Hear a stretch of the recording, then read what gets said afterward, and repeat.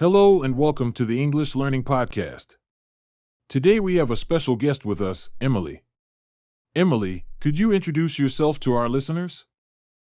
Hi, my name is Emily, and I'm from the United States. I'm excited to be here today and talk about my experiences learning English.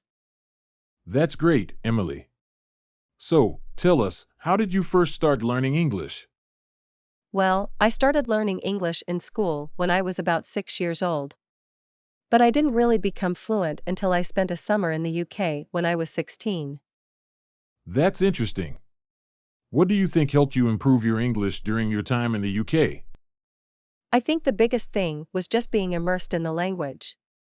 I stayed with a host family who didn't speak my native language, so I had to use English all the time. I also made friends with local people and joined a language exchange program, which helped me practice my speaking and listening skills. That's a great way to learn. Did you have any difficulties or challenges while you were learning English? Oh, definitely. English can be a difficult language to learn, especially the grammar and pronunciation. I also struggled with slang and idioms at first. But I found that the more I practiced and used English, the easier it became. That's a great attitude to have. Do you have any tips or advice for our listeners who are learning English? Sure.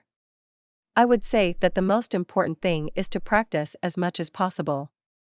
Try to immerse yourself in the language, whether that's by watching English language TV shows and movies, reading books in English, or even just speaking with native speakers.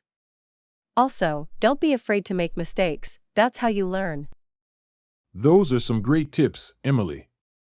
Thanks for sharing your experiences with us today. You're welcome. Thanks for having me on the show. And that's it for today's episode of the English Learning Podcast. Thanks for tuning in, and we'll see you next time.